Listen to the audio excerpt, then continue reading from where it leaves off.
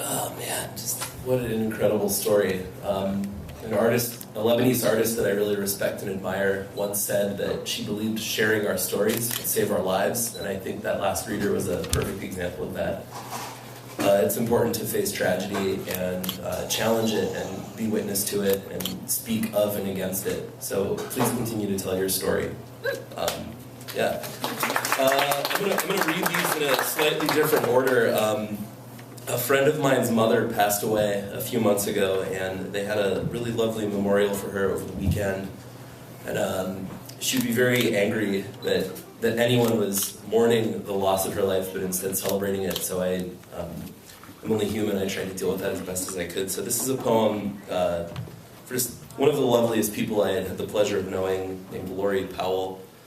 And this poem is called Coast Starlight. Remember, in the same sky a fallen moon can paint alongside the sun their mingled signature onto a golden canvas.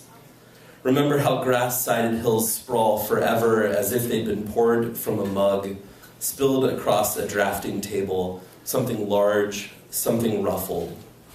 Since there is no Lori Powell, California, this train most certainly will not take me to the destination that is you. But if it could lift off this track, spellbound but earth not, I imagine that crazy conductor making music of his engine and passenger cars all glued to their windows just to see your smile. Your boy has that smile. The skin of your teeth are still long for this world.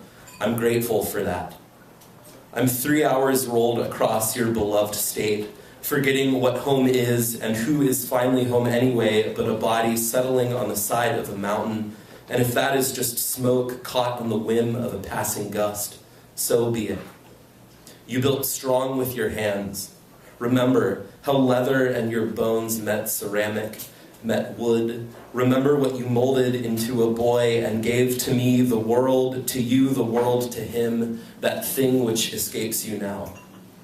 If I were making promises still, if I could trust something like promises after your body betrayed you, I would take a long breath of air, rich with pine, heavy with an ache, centuries old, that ache that drew you up into the Sierras, that finally drew you higher and beyond them. I would say, remember, your eyes are in your boys, and for that, for so much more, I will not forget. So let's take the mood light a touch. This is a poem after a phenomenal poet named Philip Schultz, but it was also loosely inspired by Chicago MC Chief Keef. This is called What I Like and Don't Like. I like Ohio and most of the people in it. I like my grandmother's hands, how they swim like fish through kitchen things, cabinets, Tupperware, cannery shelves. Do not like the fish she fries for Christmas, but I rather do enjoy the snow when it pours, like blankets slowly rising to the neck of a lover. Mine? I like her. I do not like dentists, like toothy grins, like terrible jokes, rolling eyes around in their sockets like a slow soul record. Love a slow soul record. Love a slow dance to a soul record.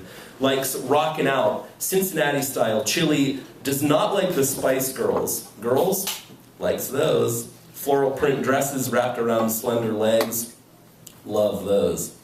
I like handwritten letters, like the instant gratification of a mailbox, epigraphed with wisps of pen strokes, the handwriting of heart bemused with likes, dislikes, my body, the country between your hand and it. Enchantment, love that. Conjured at the mere thought of a pair of lips, pursed with an unowned kiss, meeting at each corner of an envelope.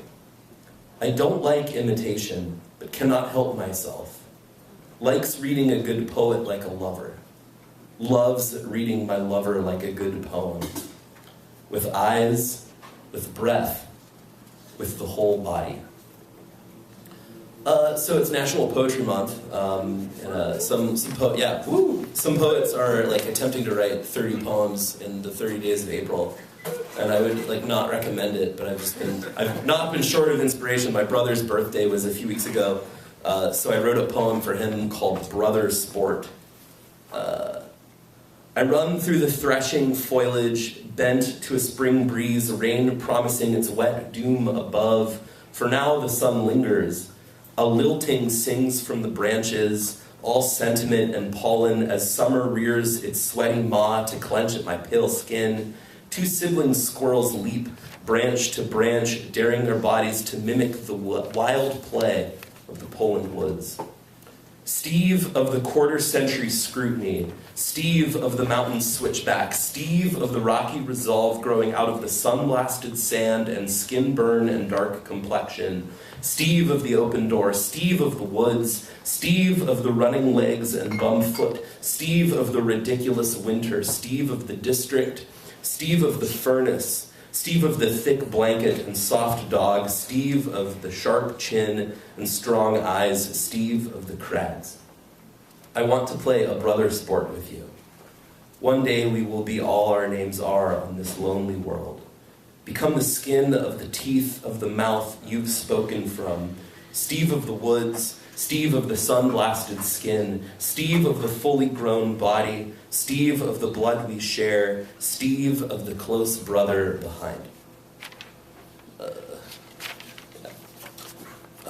This next poem is called A Critical Evaluation of Lady Petra's Suicide Note, and on paper there's footnotes, but can't really represent that, so I'll just read the suicide note. So this is Lady Petra's suicide note. In Egypt, I was a goddess. I am so far from home now. Sand has turned me ancient, my features useless. As once a woman of the desert, I feel now to be the desert myself. A falcon crossed the gulf to perch on my window. Behind his sharp features, the sun shone visions, dancing on the shadows of kings, a sort of spectacle made only of stone, flush with floating lilies dotting a river, our love. Death surrounds, death encases, my dry throat stutters. You heard my utterance and flew. Shadows close in upon me now. Your bird arrived. Meanwhile, a djinn of the desert touched my shoulder. Insidious whisperer spoke. Lady, what breathes is peril, what thirsts is your undone features. Woman, become entangled. Another man arrived in a caravan, bound from the red waters, to a paradise patching young lovers into art, where sterile would be abundant for me, he swore. You both brought the water to me, and within it I drown. How can I turn back the falcon east? How can I hide my soul's paradise from a man who would make us into pieces?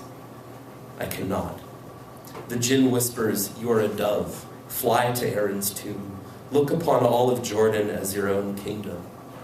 And so I leap. My sight jumps from this very window, sealing darkness out of my room, at the hands of a treacherous sun, the sand crawling blades of a bed below. I will fly. I will drink until my cup runs over.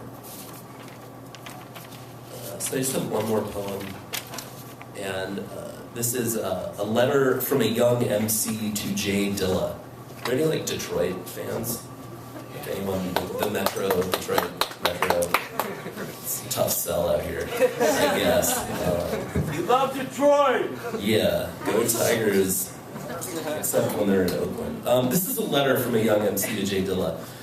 Donuts had just dropped the first time I stepped out into the rain on Woodward Avenue. Blue the color of everything, orange the fire behind my eyes, Windsor all red and lights in the February cold, peeking through the steam rising off our river. I couldn't help but feel at home. I veered away from 8 Mile, went right to work on Serato, went straight to Stormy Records and bought a stack of Soul Wax, bundled up and hunkered down in Detroit. The smokestacks at the GM plant wrote your eulogy in the sky. Every factory burned your remains in effigy. Thunder clapped your last instrumental.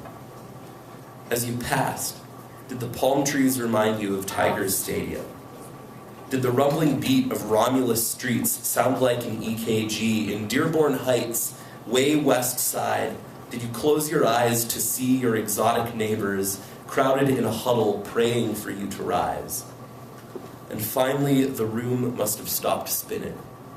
Your blood betrayed you, clotted up, choked out your brain. Disease wrapped its fingers around your heart until it couldn't pump 33 beats per minute and slowly cross-fading into silence. Perfect production is cuts of ourselves and our histories, all set into motion together. Us, our lineage, our bodies, singing our ancestors' songs over the noise of us now. Thank you.